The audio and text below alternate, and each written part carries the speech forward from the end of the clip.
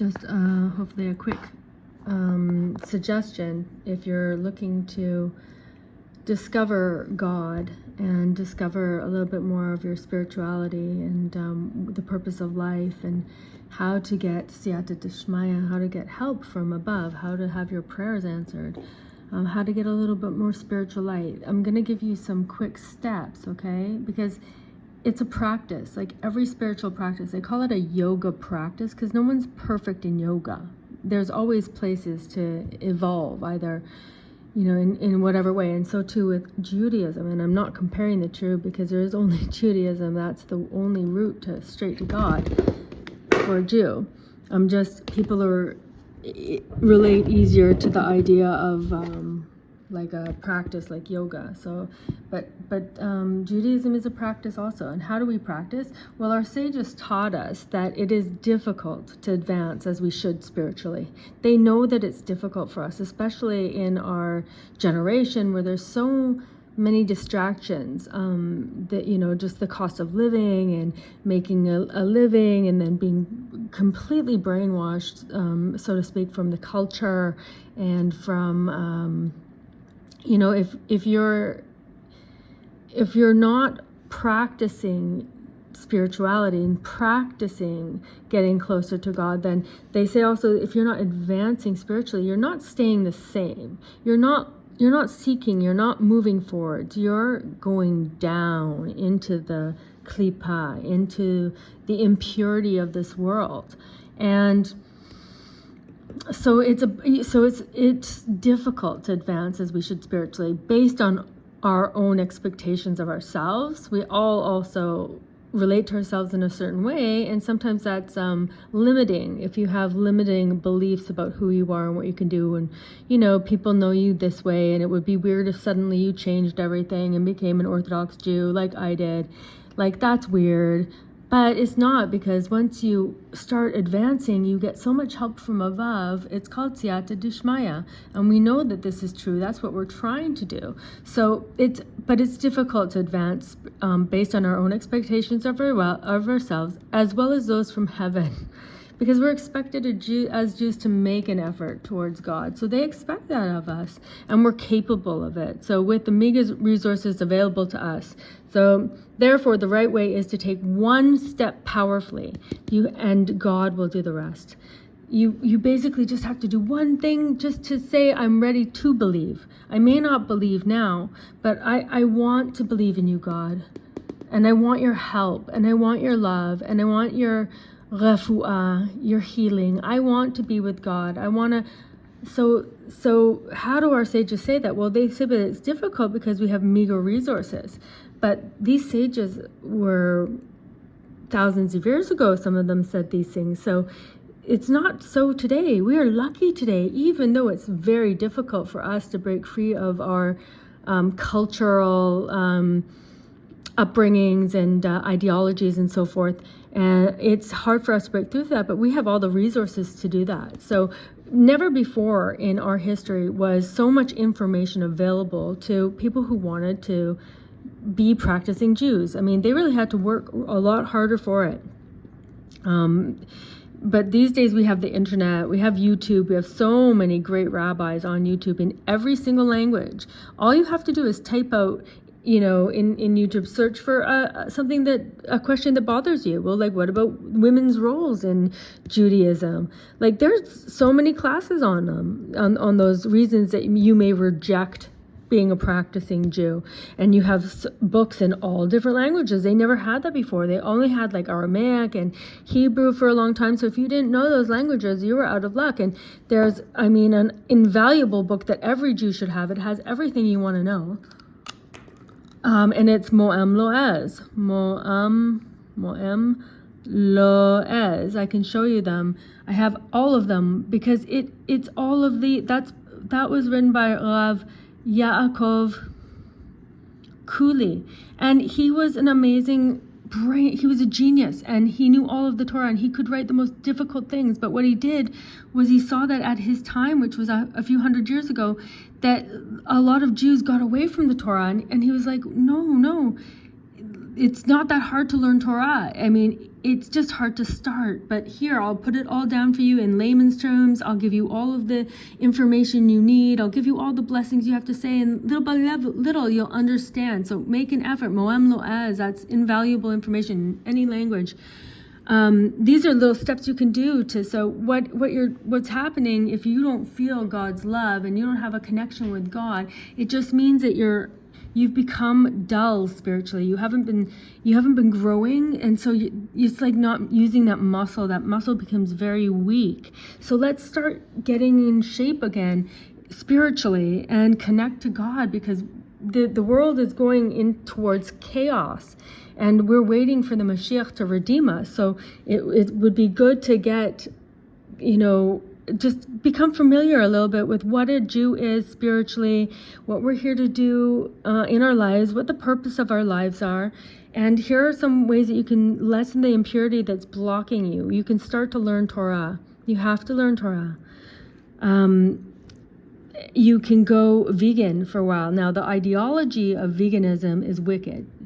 Don't believe the ideology of vegan. But why do I say go vegan? Because it will purify your body, because we need to be kosher. God gave us the laws of kashrut.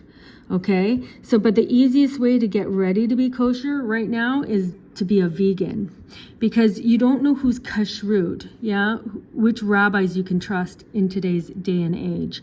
So not all kosher food is kosher, and lots of people don't trust certain rabbinutes and stuff like that. So before you know anything about it, and when you're just starting, just go vegan for a little while, but don't believe the ideology, because the ideology is a lie. This world is a mix of lies and truths. Okay, and the Torah tells us how to see the truth. So because we're not ready yet, when we're not keeping kosher, we're not ready to differentiate between what's the lie and what's the truth. Don't believe their ideology, but go vegan just so you can be kosher for a while. Okay, so, and you have a lot of food now that if you want to eat, do not eat like processed foods and fake foods.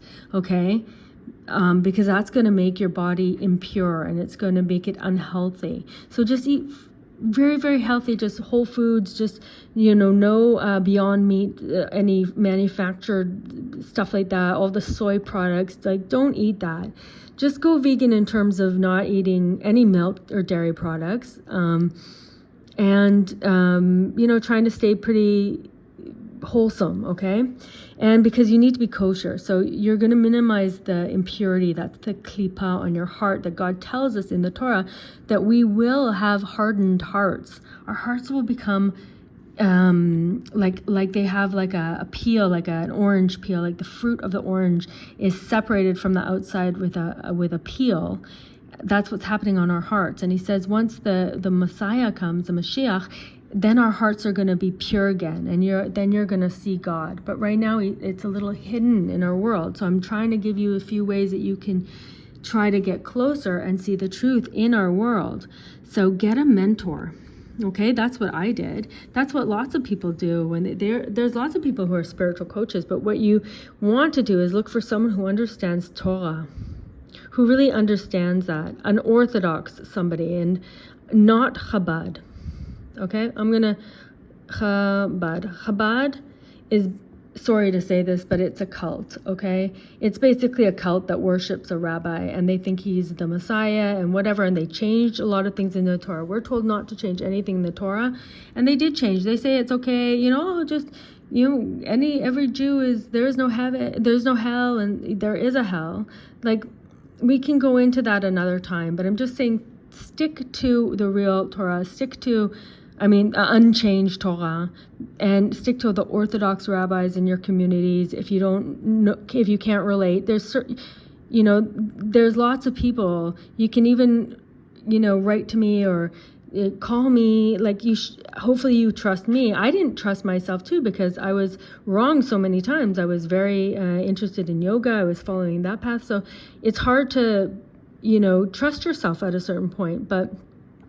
So I had a mentor. I saw somebody that I connected with. I thought, I can trust this person, and I'm just going to go every step of the way. Everything I learn, everything I do, I'm going to ask that person if that's good. It's called Da'at Torah, the Torah knowledge. So somebody with Torah knowledge can see the situation in the right way, because we see through good and evil a little better, like evil and holy a little bit better, because we're learning all the time. So ask somebody, have a mentor, someone who you trust, and just, if there's other little things that you can do, if you just take one step powerfully. So just one day, take a powerful step to show God, I'm ready to learn. Please help me. Please, I've been praying, or I've been asking for this, or I've been doing this and that, and you don't feel like you're getting help from above, then you need to strengthen your connection to God. And so just take one step powerfully. Just one Shabbat now, start doing extra things. Start recognizing that there is a Shabbat. That's a huge, powerful step. And you don't have to do it all at once, but you can take one step. You can do the Kiddush on kosher wine. You could light the candles and not blow them out. Not that you got to light the candles properly with the prayer. You can leave on one light, because you're not supposed to make any fire on Shabbat. So you could even just start with one light in one room and just leave it on because it's Shabbat. That's called Naseh v'nishma. That's what the Jews said at Sinai. They didn't know what was in the Torah. You see, God gave the option to all the other 70 nations, do you want the Torah, his Torah? And they said no. And they said no because they said, what's in it? And so, God tells them all of the rules that they have to do to stay pure and to stay connected. And they're like, no, thank you. Like, oh, we can't kill? Well, we want to kill. So we're not going to do the Torah. And then others were like, oh, you can't be sexually immoral? No, thank you. We don't want the Torah, And he came to the Jews, and the Jews didn't even ask what's in the Torah. What they said was, I understood, like, wow, we could be close to God. We'll accept the Torah. Naseh v'nishma. We will do, and then we will hear. Meaning, even if we don't understand why we're doing it, we're going to do it. That's the one step powerfully that you can take. And then you'll realize that as you do, you will understand. God promises us that. And that's how everyone becomes an Orthodox Jew who wasn't born an Orthodox Jew. And there's thousands and thousands and thousands and thousands and millions of people throughout history that were not, like Rabbi Akiva himself was not, he wasn't born and practicing Orthodox all his life. He was a convert. He was a Chozer B'Tshuva. Well, anyway, there's lots of people, and there's great rabbis in our generation today that are on YouTube giving amazing classes of Torah that themselves are Baal Tshuva, it's called. People who are repenting, people who were not observant Jews, were not Torah-following Jews, were living lives of like all the other nations, which were commanded not to go in their ways. And they learned, they did, and then they learned, and then they understood, and then they practiced, and then they learned, and they became more and more spiritually elevated. And anyone can do that. So hopefully you will.